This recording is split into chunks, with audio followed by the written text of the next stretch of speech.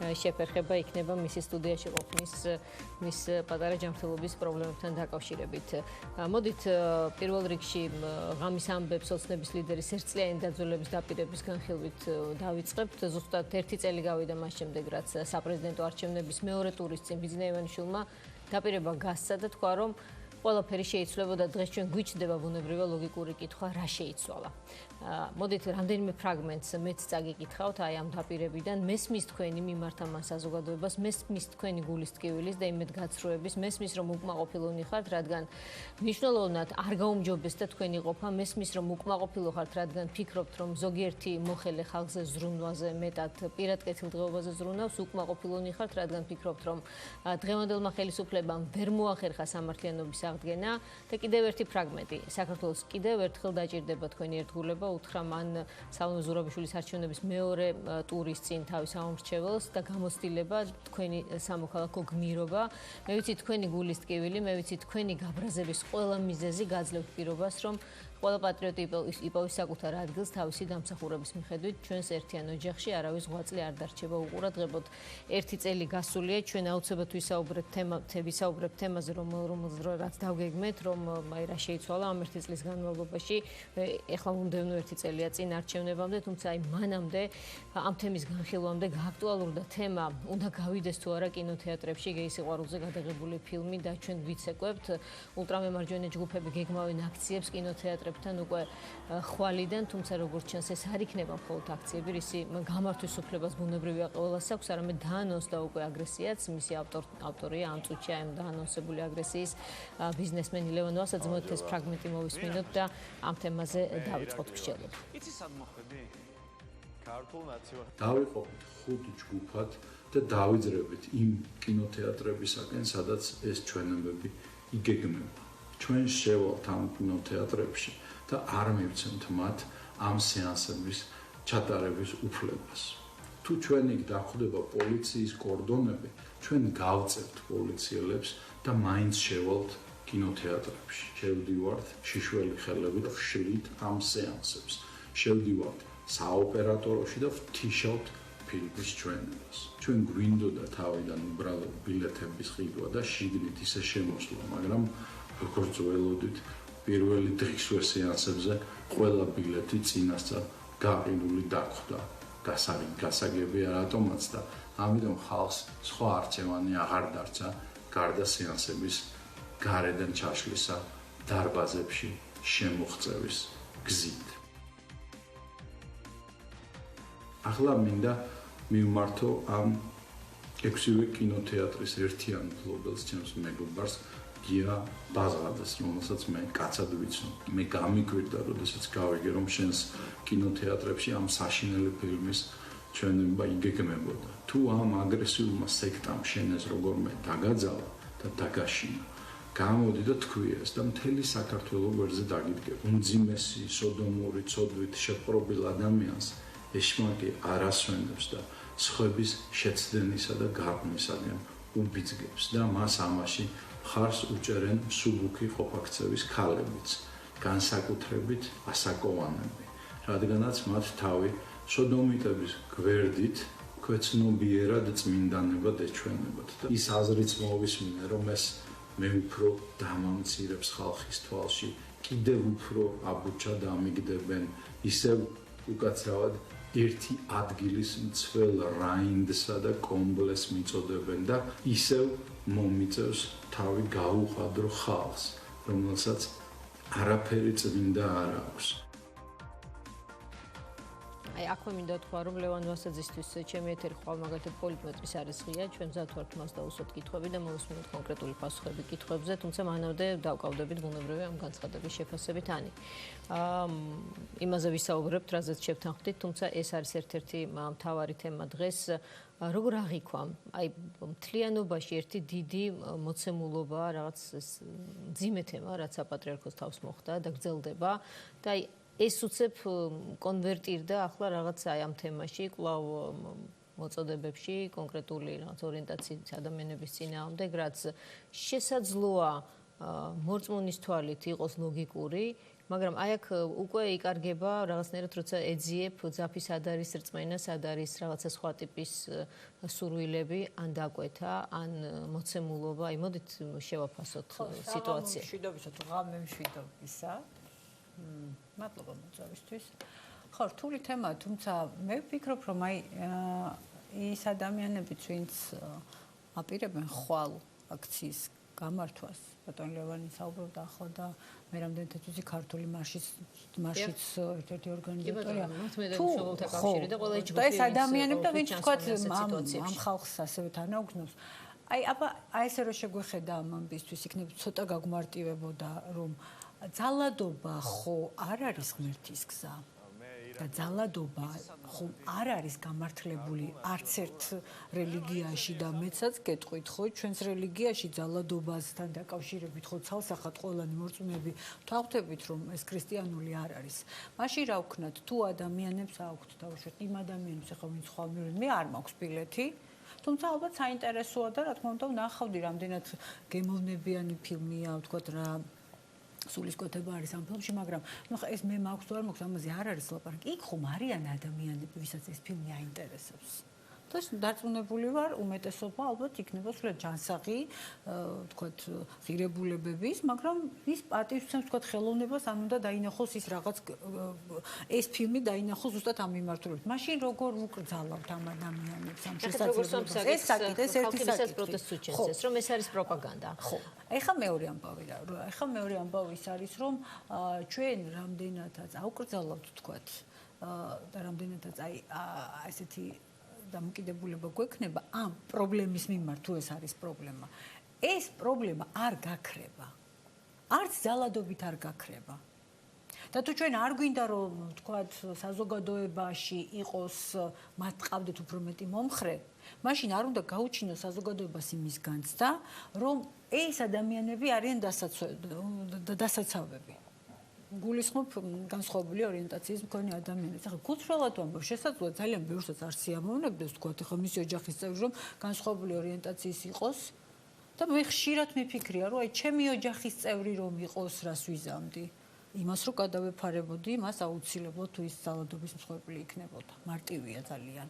იმის მიუხედავად რომ შესაძლოა ის მის პრინციპებს მე არ ვეთანხმებოდი ან მისი ღირებულებები სრულიად განსხვავებული იყოს ჩემი ღირებულებებისგან, მაგრამ ჩემ ახლობელს აუცილებლად გადავეფარებოდი. თავდასხმის ფორმატია ეს თავდასხმა უკვე აი ამ ტიპის განცხადებები. ეს განცხადება არის შევალთ, არ შევუშვებთ, არ ვიცი, განცხადება არ არის ძალადობისკენ განცხადებად მე ესე წავიკითხე და ეს ერთი საკითხი ასევე დღეს ვუსმენდი სხვადასხვა ეთერებში ბატონ ბრეგაძე ამბობდა რომ არ მისცემენ შესაძლებლობას და ჩაშლიან და მგონია რომ ესეც ძალადობა იმიტომ რომ იქ ადამიანები რომ მივლენ ვთქვათ აი ამ ფილმის ანახავად ცხადია ისინი შეეცდებიან რომ საკუთარი საკუთარი უფლებები დაიცვან კიდევ ერთხელ ცალსახად ხაზს ეს არ არის მარტივი თემა ძალიან რთული საკითხია თან თუ იმ მოცემულობასაც გავითვალისწინებთ როგორი რთული ამბავი დუხს ახლა ხო საპატრიარქოსთან დაკავშირებით და მე მართლა არ მაქვს გულწრფელად არ მაქვს ახლა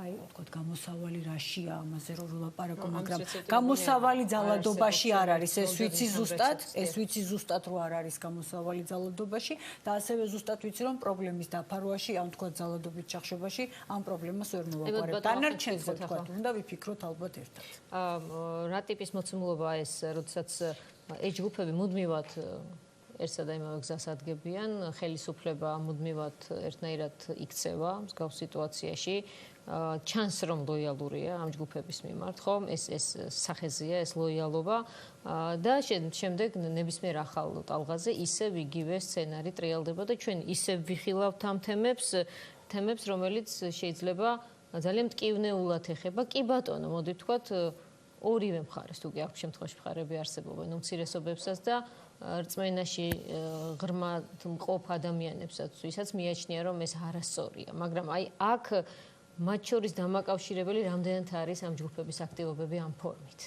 მოგესალმებით, დიდი მადლობა მოწვევისთვის. მე მაინც მგონია რომ ეს აქტივობები და ეს თემა, როდესაც წამოიწევს ხოლმე და ეს ნაწილი საზოგადოებისა გააქტიურდება, ძალიან ხშირად რაღაცის გადაფარვის ცდილობა უფრო არის, ვიდრე რაღაც ასე ვთქვათ, ძალიან არ გართულდა და აიჭრა სიტუაცია ამ ბოლო დროს საპატრიარქოში, მის გარეთ, ხელისუფლებაში, ბევრი პრობლემებია.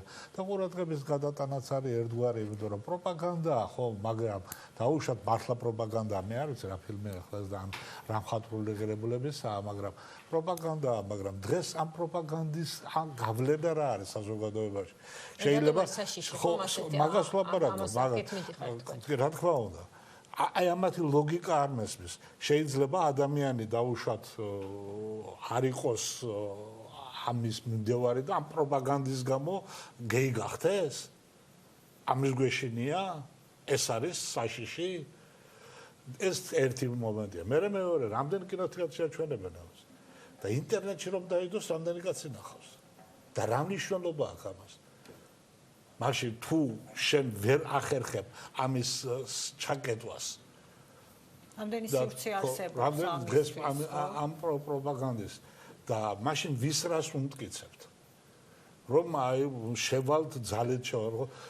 ჯერ ერთი ძალიან საინტერესოა შევლენ თუ არა ძალით, იმიტომ რომ ამ შემთხვევაში უნდა დაუპირისპირდნენ ხელისუფლებას. კი, დაუპირისპირდებით პრაქტიკულად ითქვა, იმიტომ რომ პოლიციას ითქვა ასე და ახლით და ჯვრით და ასე შემდეგ, მაგრამ როცა საქმემდე მივიდა დაპირისპირება რაღაც მე არ მახსოვს.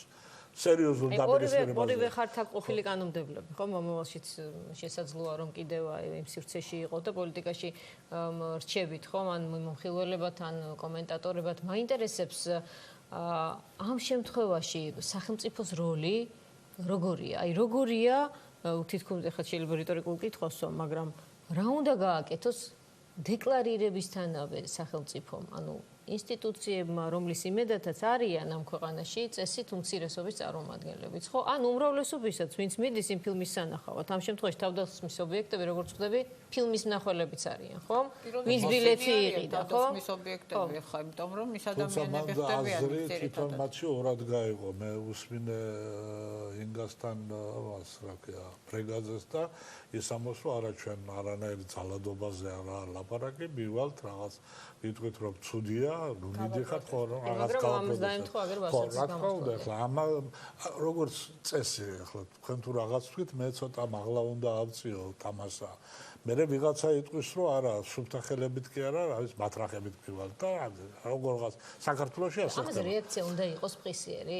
გაფრთხილება უნდა იყოს მყისიერი? არ ვიცი, როგორ გითხრათ? მე მგონი ვინმე მოქალაქე რომ მე ხვალ შევალ იქ უკანონო მოქმედებას ჩავიდენ, მე არ მოვიქცევი ისე როგორც კანონი მავალდებულებს. გადავუვლი ყველაფერს და ყველას ვინ წინ დამიდგება. დაარღოს, მაშინ უნდა იყოს ამაზე რეაქცია. ხა მოწოდება რომ იყოს კიდე შეიძლება ალბათ რაღაც რეაქცია იყოს, მაგრამ ჯერჯერობით ვერბალურია და არ გასულა კანონის ფარგლებიდან, ანუ აღტრიალებს, ხო? ეს არის უფრო მეგრე მგონი. მე ვფიქრობ, რა ორი ნაწილი არის. პირველი, გამოხატვის თავისუფლების ნაწილში ყველანი თანხდებით, რომ ყველას აქვს უფლება გამოხატვის თავიანთი პროცესი, თავისი აქციების ჩათვლით. მეორე არის, მეორე ნაწილი ძალადობისკენ მოწოდება. ცხადია, ასეთ შემთხვევაში კანონი უნდა იდგეს თავისი მაღლეზე, რა თქმა უნდა, ვინც დაარღვევს კანონს, ის უნდა დაექვემდებაროს იმ სასჯელს, რომელიც სასჯელს, რასაც ის თვალისწინებს ის კანონი. ანუ იმის თქმა მინდა რომ თუ ეს მოწოდება გადავა რეალურ ქმედებაში, მაშინ რასაკვირველია კანონმდებლებმა უნდა იმოქმედონ ისე, როგორც იმოქმედებდნენ ნებისმიერ სხვა შემთხვევაში, როცა ვახტანგ ახსენა საინტერესო თემა გადაფარვა. რაღაცის გადაფარვა ხდება მაშინ, როდესაც ეს ჯგუფები გამოდიან ხოლმეო ასპარეზზე, ანუ თქვენ ამბობთ ამით, რომ ეს ჯგუფები არიან რაღაცა თემებზე მიმულები მართვის თვალსაზრისით და ამ შემთხვევაში რა გადაიფარა? თვითონ საპატრიარქოსვე სკანდალი? კი, რა თქმა უნდა, ერთ-ერთი ყველაზე ესეთი მძიმე თემა იყო ბოლო პერიოდში.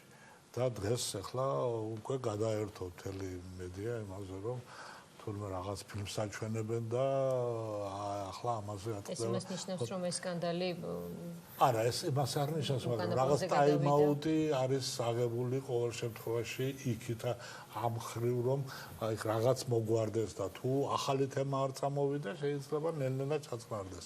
ნელ-ნელა რა თქმა უნდა, დავიწყებას რა თქმა უნდა, ასეთი თემები არ მიეცემა სამწუხაროდ. სამწუხარო ფაქტია ეს, რაც საერთოდ საპატრიარქოში მოხდა, მაგრამ ნუ ფაქტია რა დღევანდელი საზოგადოება ასეთია. აქაც ეკლესიაშიდაც ჩვენ. აი სამწუხაროდ თქვენ რას უწოდებთ კონკრეტულად რომელ სეგმენტს აი ამ პროცესში? მე ზოგადად ვლაპარაკობ, იმიტომ რომ ქვეყანაში არ დარჩა ეკლესია მაინც იყო ერთ-ერთი ინსტიტუტი, რომლის სადმის მეტაკლება ნდობა იყო საზოგადოებაში. დღეს ეს ინსტიტუტიც ირღვევა, იშლება და აქ მარტო რელიგიაზე და რწმენაზე არაა საუბარი. ადამიანები რჩებიან საერთოდ ყველაფრის გარეშე. არ არის არანაირი მაორგანიზებელი ძალა. არანაირი, არც იდეოლოგიური თვალსაზრისით, არც ინსტიტუციონალური თვალსაზრისით და ასეთ რამე ძალიან ახლოს მივყავართ ქაოსთან, საერთო ქაოსთან, საზოგადოებაში ქაოსთან. გათითოკაცებული ისედაც ვართ, მაგრამ კიდევ უფრო მეტი დიფერენცირება მოხდება. მე არ ვიცი ახლა თქვენ რამდენად გახსოვთ, მაგრამ დაახლოებით ასეთი სიტუაციები ჩვენ გამოვიარეთ, დაახლოებით ასეთი სიტუაციები, ოღონდ მაშინ ახლა ამ თემით არ იყო შეტევა მაშინაც საპატრიარქოზეც, იყო დაპირისპირებები ეროვნული მოძრაობის პერიოდს გეუბნებით, როდესაც აი ესეთი ვითარება იყო სულ დაძაბული და მაშინ გავიარეთ ეს თლად ესეთი არა, მაგრამ მაინც და არც თუ ისე კარგად განვითარდა სიტუაცია მაშინაც კი და სხვათა შორის მაშინაც იყო უკვე ლაპარაკი რაღაც ფილმს აჩვენებდნენ რომ ეს ფილმი არ უნდა ენახა ჯგუფები იყო მაშინაც რომლებიც და ეს ზოგადად რა არის იცი ზოგადად იქნება ქაოსის სიტუაცია ყველაზე რთული ეს ვითარება რომელიც საზოგადოებაში შემდეგ პროცესებს მეგრე ვინ ჩაიგდებს ხელში სამართავად ან ვინ გამოიყენებს რომ დაალაგოს ეს უკვე ხდება აი აქ არის განსაკუთრებული ყურადღება საჭირო ვინ ჩაიგდებს ხელში ძალა რომელზედაც ვლაპარაკობ შემდეგ შეიძლება სულაც არ აღმოჩნდეს რბილი ძალა აი ბატონო ვახტანგ რას თქვა ანია რომ არ დარჩა ქვეყანაში რაღაცა ინსტიტუცია თუ მაორგანიზებელი რაღაც იდეა რომლის ირგვლივაც საზოგადოება და მოქალაქეები გაერთიანდებიან მიმდინარეობს ეშლის პროცესი მათ შორის საპატრიარქოს ხაზითაც ამას დაეთანხმებოდით ვიდრე ამ საკითხზე ვიტყოდი მე მინდა უთხრა რომ მასშტაბი აი ამის არ ეყოფა ეხა საპატრიარქოს თემის გადაფაროს იმიტომ რომ ეს თემა მგონია რომ კიდევ უფრო მეტად აქტუალური იქნება საზოგადოებისთვის იმიტომ რომ საზოგადოებაში არის კითხვები რომელ კითხვებზეც პასუხი გაცემული არ არის მაგალითად ხდება თუ არა ან რა ხდება საპატრიარქოში ან თუ არის ეს კითხვები მაგალითად ოდესაც გამოდის ესა თუ ის სასულიერო პირი და აცხადებს და საუბრობს იქ არსებულ მდგომარეობაზე საპატრიარქოს მხრიდან არ კეთდება შესაბამისი განცხადებები რომ ეს ასე არის ან არ არის ან ხვდებით ხო როგორი ამბავი ანუ საზოგადოებაში ისევ რჩება პასუხგაუცემელი კითხვები და ვიდრე ეს იქნება და ვიდრე საზოგადოებას არ ექნება იმ ყველაზე მნიშვნელოვანი ინსტიტუციის მიმართ რომელიც არის საპატრიარქო საქართველოს ეკლესია ყველა კითხვაზე პასუხი მიღებული ეს თემა იქნება ცხელი სხვა ყველა თემისგან განსხვავებით იმ ნაწილში თუ ეს ხელისუფლება სჭირდება რაღაცის გადაფარვისთვის და ბევრი თემები აქვს ხელისუფლებას რაღაცების გადაფარვისთვის თუ სჭირდება პრობლემების გადაფარვა აი აქ ჩდება კითხვა აი სწორედ აქ მივდიოდი არის ვისი ხელი თუ კი იკითხება სადმე საერთოდ რამე ხელი რა თქმა უნდა ეკლესიას თავისი პრობლემები ჰქონდა უბრალოდ საპატრიარქოს და ეს პრობლემები ამოვიდა ზემოთ ეს თავისთავადი პრობლემაა მაგრამ დაეხმარა თუ არა ვინმე ამ პრობლემების ზემოთ ამოწევას აქ ფუნდამენტალისტი ოცნების წარმომადგენლები ამბობენ რომ ეს ნაციონალური მოძრაობაა რა კი მეუფე პეტრეს ჰქონდა ბმა ნაციონალურ მოძრაობასთან უფრო მეტად და აქეთ მხარე ამბობს პირიქით საზოგადოების რაღაც გარკვეული ნაწილი კრიტიკული ნაწილი ამბობს რომ ეს დიახაც რომ სწორედაც რომ იყო ივანიშვილის ინტერესში აი ესეთი ორი ერთმანეთისგან რადიკალური განსხვავება არის ორივე ინტერესში რომ აი მაგ საინტერესო აზრის მოსაზმენად ბრძანენ ბატონო ორივე ინტერესში შეიძლება ეს იყოს ერთი და მეორე მე რჩება შტაბიჭდება რომ ხელისუფლებას ამ თემის გადაფარო არაფერში არ ჭირდება პირიქით შესაძლოა მისთვის უფრო მნიშვნელოვანი არის რაც შეიძლება ეს თემები უფრო აქტუალური იყოს ერთი იმიტომ რომ თვითონ ხელისუფლების პრობლემები გადაიფარება ერთი ამით და მეორე წინ არის არჩევნები რომელ არჩევნებზეც მას ურჩევნია დასუსტებული სასულიერო დასუსტებული საპატრიარქო, ვიდრე ძლიერი საპატრიარქო, რომელსაც ძალიან დიდი გავლენა აქვს მიროზე. რატომ? იმიტომ რომ მან ზუსტად იცის, რომ გამარჯვების მანდატი მისი არის ძალიან გაფერმშთალებული, შესაბამისად ეს ნიშნავს იმას, რომ არ უნდა დარჩეს ჩემი მოსაზრება, არ უნდა დარჩეს არც ერთი ინსტიტუცია გავლენიანი, რომელიც მათ მიზნებს შეუშლის ხელს. ამიტომ კი მოხდება ბუნებრივია, იმიტომ რომ ასეთი სურვილი ახლა საპატრიარქოს გამოუხატავს ამ ეტაპამდე, რომ ვინმეს წინააღმდეგია განსაკუთრებულად. მიუხედავად იმისა, რომ ნაციონალურ მოძრაობასთან არ იყო იდეა, ამ შემთხვევაშიც არ ყოფილა ასეთი რადიკალური დამოკიდებულება. მე მაინც მგონია, რომ ეს იქნება შემთხვევა მომავალ არჩევნებში, როდესაც ალბათ ხელისუფლებაც ფიქრობს, რომ საპატრიარქოს როგორც ინსტიტუციას ვეღარ გამოიყენებს საკუთარი მიზნებისთვის. მე მაინც ასევე მაქვს ეჭვი, რომ მათ ხელისუფლებას ჰქონდა მცდელობა და რიგ შემთხვევებში გამოიყენა სასულიერო პირების წინაარჩევნებში. ბევრი მექანიზმის ეხლა შემთხვევით სხვა არ გამოიყენოს ამის პრევენცია ხდება. ერთი და მეორე თუ თვითონ ვერ გამოიყენებს, მაშინ ვერ გამოიყენოს ვერავინ. ეს შეიძლება იყოს ერთი არგუმენტი და ხა მიუბრუნდები თქვენ საკითხს, ანუ თქვენ რაც თქვით, რომ ბმაში ხელისუფლებას შეიძლება აწყობდეს თუ არა, რატომაც არა შეიძლება აწყობდეს, იმიტომ რომ ბევრი პრობლემა დაუგროვდა უკვე ხელისუფლებას, ვეღარ უმკლავდება რაღაცებს, ამიტომ მგონია რომ ხო, უფრო თუ ვინმეს შეიძლება ეს აწყობდეს და ვინმესთან კავშირში შეიძლება იყოს ეს არის ხელისუფლება და არა საპატრიარქოს თემა და ბატონ ვახტანგს აუცილებლად დავეთანხმო იმ ამბავში რომ თუ კი რამე ეს ორივეს მაგრამ მე უფრო მთავარი ინტერესის მეშინია ვიდრე თქვათ რას ფიქრობენ კოცები და ნაცები უფრო სხვა რამის მეშინია შეიძლება ეს ქაოსი და არეულობა ჩვენს ქვეყანაში უფრო მეტი უფრო საშიში მტრის ინტერესებში თუ ახლა არ შედის, შევიდეს და გამოიყენოს. ამიტომ ეს უფრო სახიფა თუ არის ახლა ჩემთვის თავის ტკივილი და ალბათ ჩვენთვის ყოველთვის ვიდრე ხა ის რომ რას გადაფარავს ამით ხელისუფლება. ვერაფერსაც ვერ გადაფარავს. რა თქმა უნდა, არის საპატრიარქოს სხვა საკითხები ხელისუფლების გადაფარება. თემა, აი ბატონ ვახტანგ ორივეს ინტერესი რატომაც არაო თქვენ პატარა რეპლიკა გქონდათ, თუმცა ერთია ინტერესი. შეიძლება ვისაც დიდი ხანია არ უყვარდა პატრიარქი, მოდი პირდაპირ ასე ვთქვათ, რომელიც ალიანსში ასე არ იკითხებოდა, შეიძლება ხელისუფლებებს ასე ეთანამშრომლებოდა, მაგრამ ის ცალკე იყო ყოველთვის, მისი ავტორიტეტი იყო აუწონელი, ხო, სხვებთან შედარებით, მაგრამ მეორე არის მაორგანიზებელი რესურსი ვის ქონდა ამ ყველაფრის ზემოთ ამოწევის. ჩვენ ნუ დაგვავიწყდება პირველი წერტილი. საიდანაც ეს დაიწყო. აი ამ ეთერში როდესაც აქვახოსანაია იჯდა და რეკა ბორბელმა ეპისკოპოსმა და თქვა რომ პატრიარქის გადაყენებას გეგმავდა ხელისუფლება. ეს ვერსია უცებ სადღაც მეორე პლანზე გადავიდა. გასაგებია რომ მეუფე იაკობა მოიბოდიშა, ითხოვა რომ ეპატიებინათ მისთვის პრინციპში უფრო მეტად ფორმა, მას ასეთი განსაკუთრებული ბოდიში არ უთქვამს. მე რაც მოვისმინე ყოველ შემთხვევაში შინაარსზე, რაც მან თქვა, მაგრამ ეს ვერსია გაქრა. ჩვენ მას შემდეგ ვსჯელობთ ვინ არის განსხვავებული ორიენტაციის, თუ შეიძლება ვინმე იყოს, რა ხდება ეკლესიაში ამ თვალსაზრისით და ერთ-ერთი მთავარი თემა, ხელისუფლება მართლაც იყო შეკრებილი თუ არა საიმისოთ, რომ პატრიარქი შეეცვალა, უცებ გაქრა.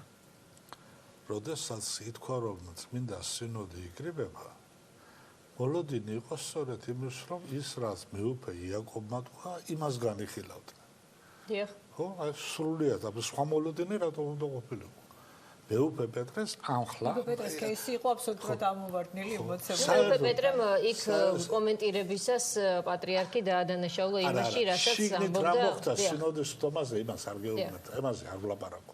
არა, მანამდეც და შეიძლება ყოფილიყო. აი როდესაც მეუფე იაკობს, რომელმაც თავის მხრივ მეუფე პეტრე კიდევ ერთხელ დაადანაშაულა მამალაძესთან ერთად პატრიარქის წინააღმდეგ შეთქმულებაში, კიდევ ერთხელ რომ თქვა ეს, შემდეგ პეტრე რომ გამოეხმაურა ამას, მან თავის გამოსვლაში სინოდამდე თქვა, რომ პატრიარქი, რომელიც ხშირად იაკობს რაღაცნაირად ახალისებს ხოლმე სხვადასხვა ჯილდოებით, სწორედ ის არის პასუხისმგებელი მის ასეთ ქცევაზე, ანუ ცუდ ქცევაზე, ანუ ამითი პატრიარქს პირდაპირ დაუპირისპირდა ის. აი ეს იყო მოცემულობა, ხომ? და ამიტომ მისი საკითხიც გავიდა, მაგრამ ეს მაინც ცის ფარგლებში იყო, დამატებით ის საკითხის ფარგლებში. ძირითადად იქ იყო ის ყოველ შემთხვევაში ფართო საზოგადოებისთვის, როდესაც ითქვა, რომ სინოდი იკრიბება, თორე დიდი ხანია სინოდი არ შეკრებილა, იყო ამაზე ადრეც ლაპარაკი რომ უნდა შეკრებილიყო, მაგრამ არა და უეცრად მოულოდნელად ითქვა რომ სინოდი იკრიბება, იყო ფიქრი რომ აი იაკობის მეუფე იაკობის მიერ ნათქვამი ეს ფრაზა ხიზელ თუ არამხიზელ მდგომარეობაში, რაც ითქვა, იმაზე იქნებოდა მსჯელობა. და სრულიად საწინააღმდეგო მოულოდნელი ყოველ შემთხვევაში ჩემთვის მოულოდნელი შედეგი იყო რომ ის თურმე მან მოინანია თუ როგორღაც და ამ დროს მეუფე პეტრემ მიიღო ასე ვთქვათ სასჯელი ხო ახლა ეს ერთი მომენტია მეორე მომენტი ისაა რომ გავლენები ვიცით რა მცდელობა იყო მუდმივად იყო ყველა ხელისუფლის მიერ და არა მარტო ხელისუფლის მიერ ეკლესიის მხრიდანაც ეკლესიის მხრიდანაც და მანამდეც მე წაღან ვთქვი ვახსენე ეროვნული მოძრაობის დროსაც გავლენა რაღაცნაირად საპატრიარქოზე გავლენა სარგებელი გავლენა ხო პოლიტიკოსი მოგვიყვება ასე ვთქვათ პოლიტიკოსების მხრიდან ახლა ბოლო პერიოდში რა თქმა უნდა ყველაზე დიდი მექანიზმი ჰქონდა ჯერ ნაციონალურ მოძრაობას მთელი ამ ხნის განმავლობაში რომ აქ გავლენაც მოეხდინა და საკუთარი ასე ვთქვათ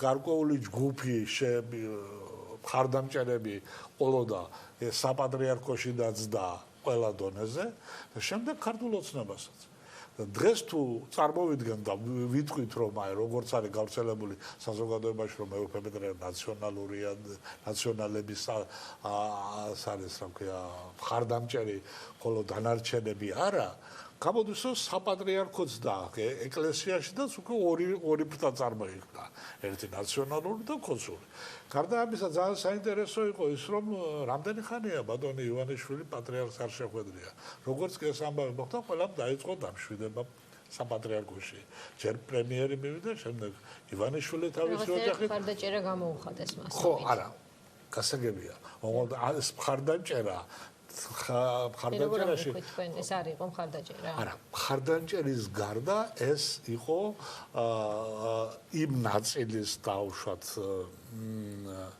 მიმხრობა თუ მათთან დობის მოპოვება თუ ხმების მოპოვება რომელიც დაუშვათ პატრიარქის მხარეს არის ამიტომაც უფრო დიდი ნაწილის როგორც აღმოჩნდა იმიტომ რომ ლოგიკურია რომ პატრიარქი კი ბატონო იქნება იმედია და შეინარჩუნებს ანუ აი ორ არა პროცესი რა თქმა უნდა არ დასრულებულა და ახლა ეს ერთი ეპიზოდი ამას რა თქმა უნდა ვერ გადაფარავს მაგრამ და ალბათ გაგრძელდება იმიტომ რომ ეს დაპირისპირება ეს მარტივად ვერ დასრულდება ან მეუფე პეტრეს უნდა ჩამოართვან ყველანაირი რეგალიები და განკვეთონ რაღაცა და არავინ იცის ის რას იზამს ხო რა თქმა უნდა მაგრამ მას არ უჩანს ესეთი მას ყავდა თანამოაზრეები თვითონაც ასე თქვა მაგრამ მას არ ყავს მხარდამჭერები ანუ ეს არ არის ჯგუფი რომელიც საბედნიეროდ რომელიც სქიზმას გამოიწვევს ხომ ეკლესიაში განხეთქილებას კიდევ დაიშლება ეკლესია იმ ორ ნაწილად ან სამ ნაწილად ან რაღაც ესეთი მძიმე რაღაც პერსპექტივა იმედია არ ჩანს ხომ თქვენ თვალით ალბათ არ ჩანს ასეთი მაგრამ მეორე მხრივ რეალური თუ არარეალური კომპრომატების გამოფენა დაიწყება ეს ფაქტი ამის მოლოდინს გაქვთ ხო? კი რა თქმა უნდა და ალბათ ეს ასე გაგრძელდება. ჩვენ ძალიან გაგვიჭირდება ხა იმის პროგნოზი რა შეიძლება მოხდეს ამ თვალსაზრისით იმიტომ რომ კომპრომატი პირველი მაგალითად დაიდო უკვე ხა ამ კომპრომატ ჭირდება ხომ შესწავლა და პასუხი თუ იქნება უფრო მარტივად გაივლის ეს თემაც ეს ეხება ერთ-ერთ მღვდელმთავარს რომლის მისამართითაც ითქვა რომ გაჩნდა წერილი რომელიც დაწერილი 30 წლის წინ და რომელიც თითქოს და მის განსხვავებულ ორიენტაციას და სტუდენტზე ამ თვალსაზრისით ძალადობას ეხება. ეს თემა იქნება ხოლმე ჩვენთან პოლიტიკაში ერთ-ერთი თემაც განხილვის. თუ კი აქ ძალადობის ნიშნებია, ბუნებრივია თემები, უნდა იყოს, როგორც ანიმ თქვა, უფრო კითხვა-პასუხები გასცემული კითხვა. ალღა და ის შეტევის და, ნუ ახლა კიდე დაიწყება უამრავი სახელი და გვარი მართალი და თქვენი აერევა ერთმანეთს. ეს იქნება ყველაზე რთული, იმიტომ რომ აქ ძალიან რთული იქნება სიმართლის ძებნა. შეუძლია ყველაფერი დააბაროს. თუ აქ შეგვიძლია ჩვენ აი ამ ძალიან მძიმე მოცემულობაში რაიმე პოზიტივზე ვიფიქროთ ხო მე ამ დღეების განმავლობაში თვალდემნებდი და როცა დავდივარ და ხედავ განწყობების პატრიარქის მიმართ კარგად დაიტესტა საზოგადოების მხრიდან როგორი არის დამოკიდებულება პატრიარქის მიმართ ასე რომ ეხლა ცოტა ისეთ რამეს ვიტყვი ძალიან ბრძენი პატრიარქი ყავს რომ თუ იყო ჩაღებს პატრიარქი მე ვფიქრობ რომ მასზე ძალიან ბევრი რამე იქნება დამოკიდებული რომ ეს პროცესები ვინმეს არ გამოაყენებინოს ცუდად არც ხელისუფლებას არის თქვა სხვა ფრთებს და ასე შემდეგ. ნახე სიყოჩაღეში შენ რას გულისხმობ პროაქტიულობას, ანუ ეკლესია უნდა გახდეს უფრო პროაქტიული. ახლა ის თავდასხმის ობიექტია პრინციპში და იგერიებს ძალიან მსუბუქად, ასე ჩანს, ხო? აი მინიმალური კომენტარებით იგერიებს პროცესს და ცდილობს რომ დაალაგოს, ხომ ჩაახშოს რაღაცნაირად. პროაქტიულობა იქნება თუ არა სარგებლიანი საზოგადოებრივი აზრის თვალსაზრისით. მით უმეტეს თუ იქ ეს თემები არის მოგონილი, მით უმეტეს თუ ეს არაფერი ყოფილა, მით უმეტეს თუ ეს ვიდეოები არ არსებობს, მით უმეტეს თუ შანტაჟს არ აქვს საფუძველი, ხომ? ხო, უფრო მეტად უნდა იყოს ამ შემთხვევაში პროაქტიული ის, ვინც მართალია. მრევლი ელოდება პატრიარქს.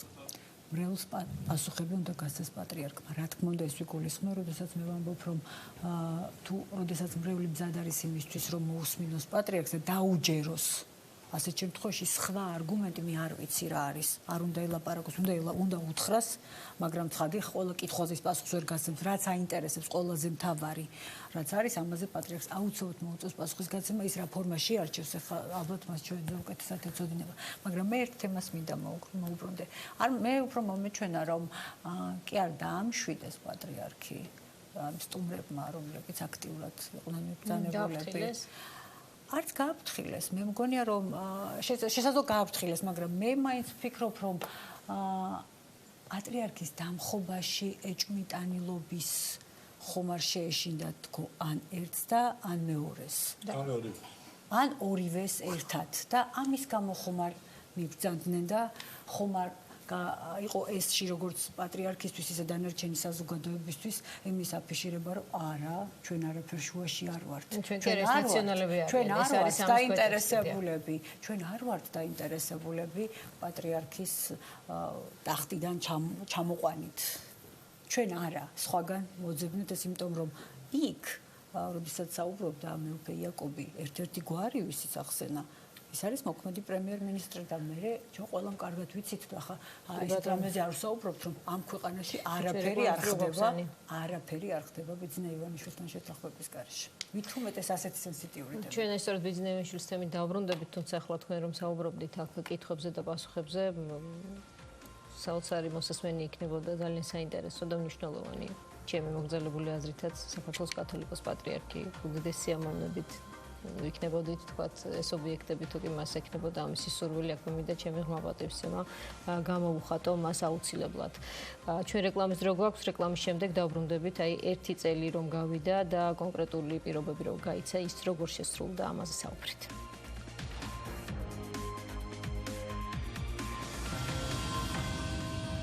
ამიტომ მოდით განვაგრძოთ თემა 1 წლის თავზე. რა შეიცვალა, ოღონდ მართლა მაინტერესებს, იქნებ შეიძლება ჩვენ ვერ ვახერხებთ იდენტიფიცირებას თემების, პოზიტიური თემების, რა ცვლილება არის, აი რა მეცვლილება, ცუდი მაინც თუ არის ქვეყანაში. ხო, აი იცი არის, ფიქრობდი, ხა ცუდი არის ის, რომ ყოველდღე ჩვენ ქვეყანას ტოვებენ ჩვენი მოქალაქეები, არა იმიტომ რომ ტურისტულად მიდიან და ძალიან უნდა ქვეყანა ნახონ, სხვა ქვეყნები ნახონ, მსოფლიო მოიარონ. ამის შესაძლებლობები ცხადი არ აქვს, იმიტომ რომ კონკრეტული ადამიანების დადგა ნამდვილად ცვლილება.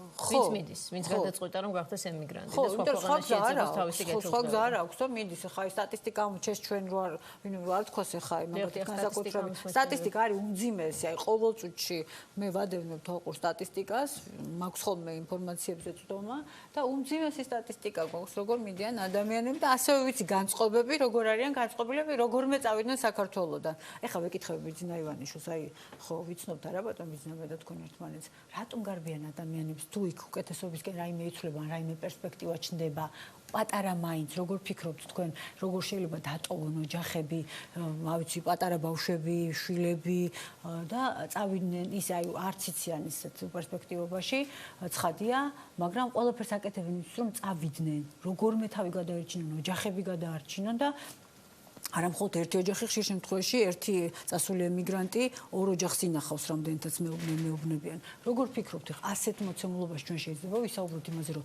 რამე უკეთესობისკენ შეიცვალა და ვთქვათ, ამის ალტერნატივად პასუხი შეიძლება იყოს ის, რომ სამაგიეროდ ხო აღარ აწამებენ ხალხს ციხეში. აი ეს საერთოდ მაგიჟებს. ხო, არ უნდა აწამებდნენ, რა თქმა უნდა და რომ აწამებდნენ, იმიტომ აღარ არის ხელისუფლება და თუ გონია მიხეილ სააკაშვილს რომ მოbrunდება, ვერ მოbrunდება მიხეილ სააკაშვილი. ცხადია ვერ მოbrunდება როგორც პირველი პირი ამ ქვეყანაში ეს ახლა ამაზე ყველა შეთანხმებულები ვარ, ძირითადად შეთანხმებული არის ამაზე საქართველოს მოსახლეობა. თქვენ რას გვთავაზობთ მეც უკეთეს, მე მგონი ვერც ვერაფერს. და ყოველ დღე მესმის რაც ძალიან ძიმეა სხვათა შორის და ძალიან ცუდი ნიშნები არის ყოველ დღე მესმის კორუფციის უფრო მეტი ფაქტის შესახებ ხელისუფლო ვერტიკალში. რაც ჩამოშლის კიდევ უფრო მეტად თუ კი რამე დარჩა საერთოდ იქ ჩამოსაშლელი და მე არ ვიცი მართლა არ მინდა რომ ცუდად და თან აქ იმას ის მინდა გითხრათ რომ ჩვენ ხო ერთად მოვედით ცხადია ამ გუნდის მიმართ მტრული განწყობა არ მაქვს ვერც მექნება მაგრამ ვერ ვხედავ, არ ვიცი, არ ჩანს, აი სტატისტიკა სხვას მეუბნება, ადამიანების განწყობები, რომლებიც ქუჩაში ყოველდღე ხვდებიან, ყოველდღიურად იმატებს უიმედო ადამიანების რიცხვი ამ ქვეყანაში, გამოსავალს რო ვერ ნახულობენ, სასოწარკვეთილი ადამიანების რიცხვი, საშინელი სტატისტიკაა თვითმკვლელობების. და ასეთ პირობებში ახლა რაზე შეიძლება ვილაპარაკოთ რომ რაიმე უკეთესობისკენ შეიცვალა და ის არის თქვათ აი კიდევ ერთ ვიტყვი თუ შეიძლება აი შესთავაზო ადამიანებს და ძირითადად ელაპარაკო იმით რომ ვიყიდი გავაკეთებ და გავყიდი ეს არის ძირითადი მოცემულობა რაც უნდა შესთავაზოს ქვეყნის ფაქტობრივ მომართველმა მე-8 წლის თავზე საკუთარ მოქალაქეებს რა თქმა უნდა არა და რა თქმა უნდა ეს ვერ იქნება არგუმენტი. არა იმიტომ რომ ამას ჩასაფრებული ადამიანი ამბობს, არა. ჩვეულებრივ ესეთი აი ეს მოცემულობა, რეალობა. აი კი ბატონო, კარგია რომ წყალტუბოს გააკეთებს, მერე კარგია და ის რომ ცუდია რომ ინვესტორები არ შემოდიან, ინვესტორები რომ არ შემოდიან და საერთოდ რომ გადაიკეტა გზა ინვესტიციებისთვის ეს როგორ არის ეს ამბავი?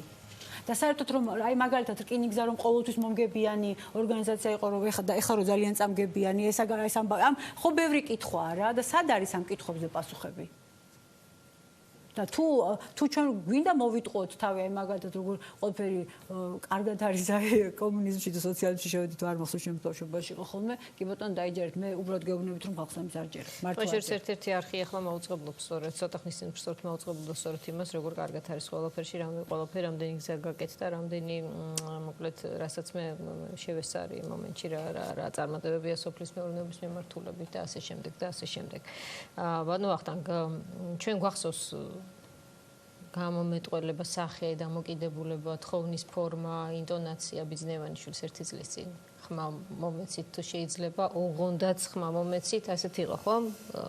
კოტექსტი, კიდე პირდაპირი ტექსტი და მე 1 წელიწადში გამოვსწორდები. მე აი რაზეც გული დაგწყვიტეთ, მესმის თქვენი გულის ტკივილის იმედ გაცრუებების, ხალხზე ზრუნვას, მეტად პირად კეთილდღეობაზე ვიზრუნებთ, ასე შემდეგ, თქვენ პირად კეთილდღეობაზე. რამე მარცვალი ჩავარდა გასაგებია რომ 1 წელიწადში დიდი და გლობალური ძვრები და სასწაულებრივი გაუმჯობესებები ვერ იქნება ქვეყანაში.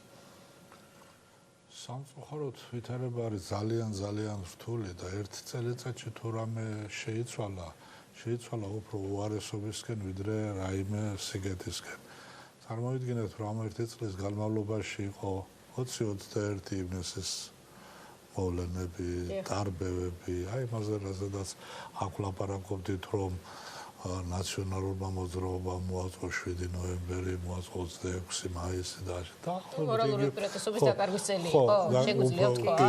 თითქმის აქეთ მივდივართ და ეს არის ერთ-ერთი მეორეც თბილისის ბანკთან დაკავშირებული პრობლემები ასახლა ეკონომიკას რო შევხედოთ აქ ამ მიმართულებით და იყო კი არის კიდევ დაპირება რომ წყალტუბო აყვავდება და ხო აბასთუმანიც აყვავდა მე არ ვიცი ხა აბასთუმანში რა მოხდა და ვინ რა ააშენა იქ მაგრამ ნუ ეს არის დაპირება რომ მალე ესე იგი წყალტუბო აყვავდება და ამასთანავე წერილი თუ ინტერვიუ სადაც ყველაზე დიდი ქველმოქმედება თორმე არის ის რომ ბატონმა ივანიშვილმა პოლიტიკაში შემოაბიჯა.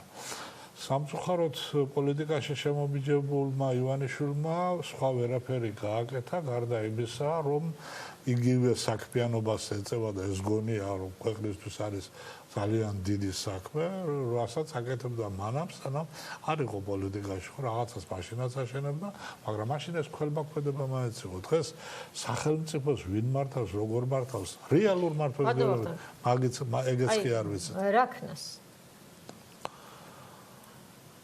რაქნას თული სათქმელია უკერფელობას და მონურ მართლობას თავი უნდა დაანებოს. მონები კი არ უნდა ეძებოს და ადამიანები კი არ უნდა გაამონოს. შეიძლება გულწრფელიც არის, როცა ამსნახეთ ვიყიდე, ავაშენე გავყიდე. იყიდე, გაყიდე, მაინც აქ რჩება მთავარ კომპონენტებად, ხომ ამ ნარატივში. იყიდე, გაყიდე. ანუ ზუსტად იცის ეს. ვინმე იყიდე. რაქნას იმის იყიდე. დღეს უკვე ვერ მეწევს. მას უნდა საკუთარი უსაფრთხოება. მოდი ასე დავსვათ საკითხი. მისთვის ახლა დარწმუნებული ვარ, თავარი არის, რომ ქვეყანაში იყოს უსაფრთხოდ და მართლაც და რატომ არ უნდა უნდოდეს, რომ მისი სახელი ასოცირდებოდეს ყველაფერ კარგთან. აი რატომ არ უნდა უნდოდეს ამ ხელა რესურსის ადამიანთან, რაქნას. არა, იცით რა, ვიყიდი და გავყიდი, ვინმე იყიდის. აქ პრობლემა რა არის, იცით, თქვენ რომ იყოთ ახლა და გქონდეთ ფული. და არ იცოდეთ ვისგან რა, ანუ ხელისუფლებისგან რამეს იყიდი და ხვალ რომ ხელისუფლებას გადაიფიქროს კი 120 მილიონის 60-ად მოხდა, მაგრამ 60-ას დაგაგარგინებს. თბილისის ბანკის ამბავს თუ გაიხსენებთ, რომ როგორ გაარჩია საქმე ორ ბიზნესმენ შორის, აქ უკვე საერთოდ გასულია ეს ყოველგვარი სამართლებრივი ჩარჩოდან, ხო? ბიზნესურიდანაც. ხო, ბიზნესურიდანაც, რა თქმა უნდა. ამიტომ ვინ გარისკავს იყიდოს ივანიშვილის ქონების ყიდვა ასეთი მარტივია ამ ქვეყანაში. არა, რა თქმა უნდა, არავინ არ გარისკა, არც არავინ არ იყიდეს. არა, ვის აქვს? არა, ყიდი და ვერ ყიდი ქართულ ბანკს პრინციპში თქვა კიდევაც ეს 3 წელი. ვერ გაყიდეს, იმიტომ რომ კაცმა არის ხვალდასე რა იქნება. ეს ხო ვიცი რომ ყველა ვინც ყიდვას დააპირებს, მან იცის რომ ეს არის იმ ადამიანის ქონება, ვინც არის ქვეყნის რეალური მმართველი.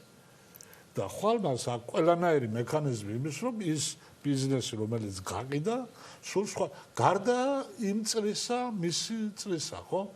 მაგრამ მისი წლი ახლა რატო იყიდეს ივანიშვილის ქონებას? აი ესეთი კი შეიძლება მას უნდა რაღაცები კაი გააკეთოს და დარწმუნებული ვარ უნდა, მაგრამ დომა მარტო საკმარისი არა, უნდა იცოდე როგორ გააკეთო. აკეთებს იმას, რაც იცის. ოღონდ ეს აკეთებს, ეს არ არის ის, რაც უნდა აკეთოს პოლიტიკოსმა და სახელმწიფოში პირველმა პირმა. სხვა ბიზნესის კეთება ცალკე რომცა აყვავოს წყალდობო, თელ საქართველოს ხომ ვერ აყვავებს. აქ წერტილოვანი აღორძინება გნებავთ ერთი ქალაქის, გნებავთ ერთი რა, გნებავთ აბასტო, როგორც არ უნდა არ გამოვა.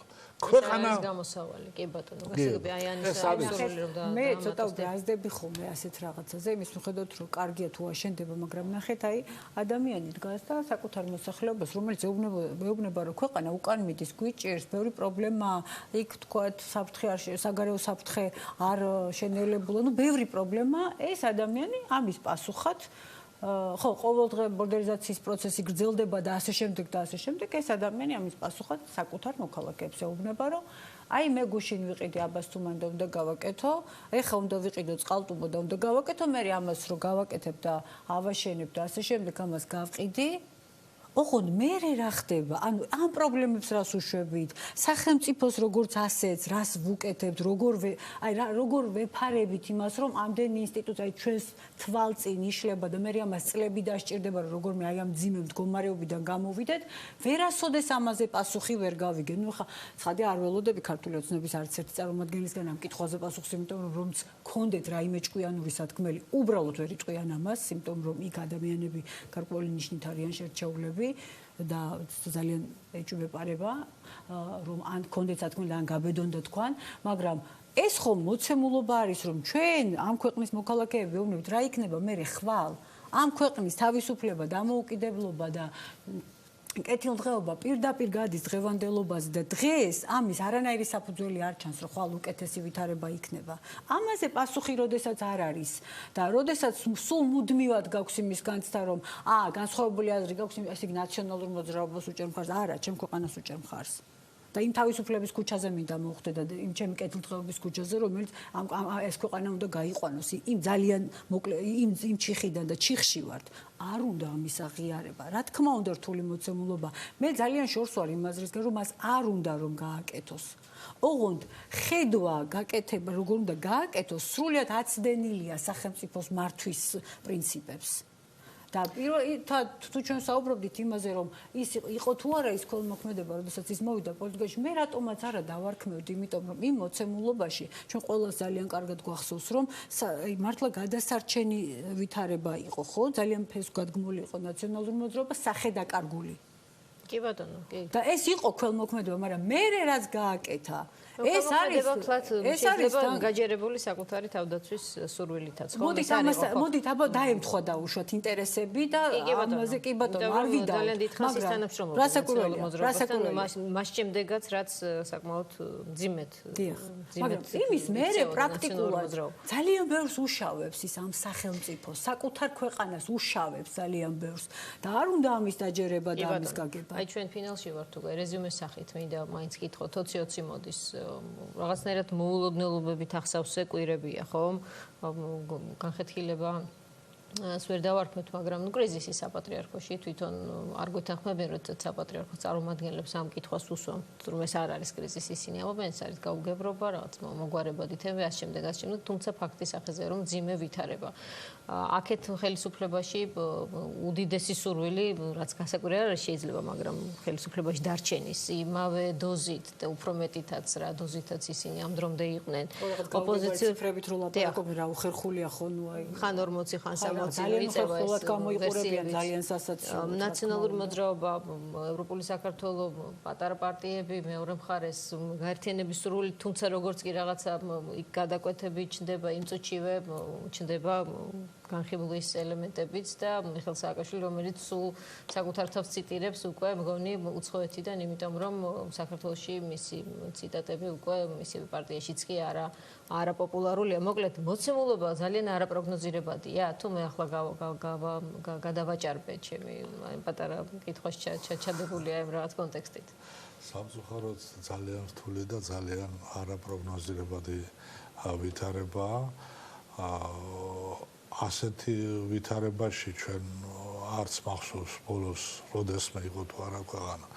აქ ვლაპარაკობთ იმაზეც, რომ ხელისუფლება გასაგებია რაც არის, რეიტინგს კარგავს, მაგრამ ეს რეიტინგი არც ოპოზიციას არ აქვს. დღეს საქართველოში პოლიტიკური სპექტრისადმი მთლიანად ნეგატიური დამოკიდებულება. ახალის, ძველის, პატარის, დიდის სრულიად. არის რაღაც ჯგუფები, საკმაოდ ძლიერი ჯგუფები, როგორც ხელისუფლების მხარდამჭერი, ისე იგივე ნაციონალური მხარდამჭერი, მაგრამ დაახლოებით ასეთივე ჯგუფია ამ დონის და რაოდენობის, რომელიცაც არც ერთი რომ არ უნდა. აი ესეთი ვითარება და ზოგადად ეს არის ფაქტიურად ქაოსის პირზე მისული საზოგადოება. არ ვიცი რა შეიძლება მოხდეს, ცუდი არ მინდა, ну რა თქმა უნდა, ვის უნდა ახლა ცუდი რა მოხდეს, მაგრამ ის რომ ხელისუფლება ცდილობს რაღაც კალაპოტი მოძებნოს გასაგებია, ოღონდ ოპოზიციურ ფლანგზე თუ არ დაიწყო გადაჯგუფებები, ეს იქნება საკმაოდ რთული მდგომარეობა, ძალიან რთული მდგომარეობა.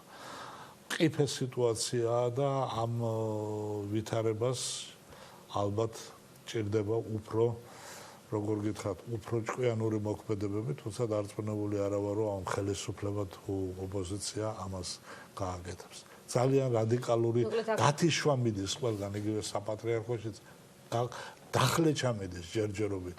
არა და საჭირო არის უკვე ფიქრი იმაზე, რომ არა დავიხლჩოთ, არამედ რაღაცნაირად დავჯგუფდეთ მაინც თუ ვერ გავერთიანდებით. და აი აქ მანი ბოლო კითხვა იქნება ჩემი არის თუ არა მთავარი რაღაცნაირად იმედი შესაძლოა, ასე ვთქვათ, პროცესის რომ ნულოვანი ბარიერია 20-20-ში და ბევრი ძალა შევა. თუ ეს პირიქით მიგაჩნიათ რომ არის ქაოსის ნაწილში ვერ დაგეთახმებით ბატონო ვახტანგ მოქალაქეებს ჩვენი ქვეყნის მოსახლეობას ქაოსი არაფერში არ ჭირდება 2018 წლის საპრეზიდენტო არჩევნებში არ არის აქამდე თუ იქნება ქაოსი მე სრული სერიოზულობით ვაცხადებ მე და სრული პასუხისმგებლობით რომ ეს იქნება ორი ძალის ინტერესებში შიდა ძალაზე ვლაპარაკობ ეს არის ქართული ოცნება და ნაციონალური მოძრაობა სხვას დანარჩენ სამ ქვეყანაში არავის არ ჭირდება ეს ქაოსი იმიტომ რომ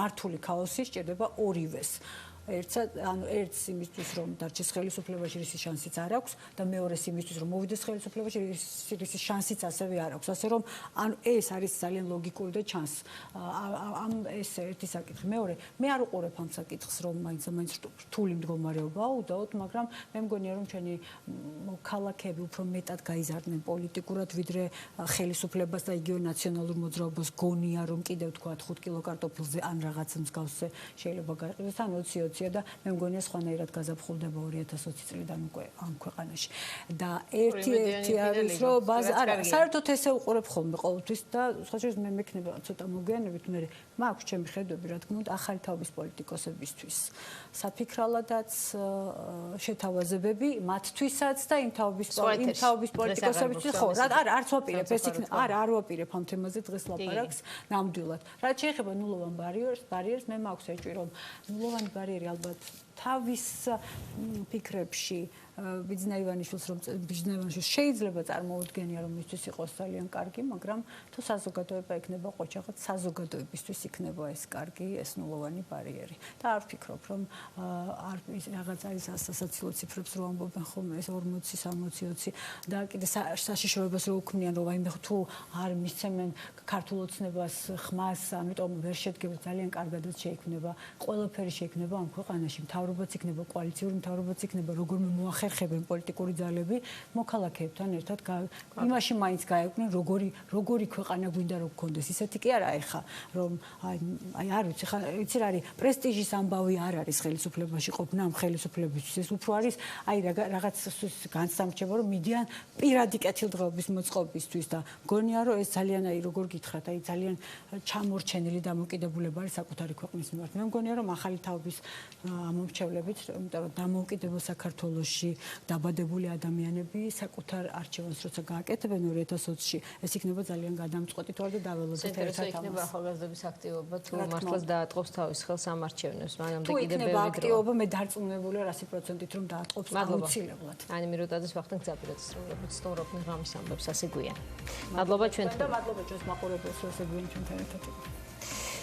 ჩვენ ერთმანეთს შევხვდებით უკვე ხვალ პოლიტმეტრში საღამოს 8-ზე. მადლობთ.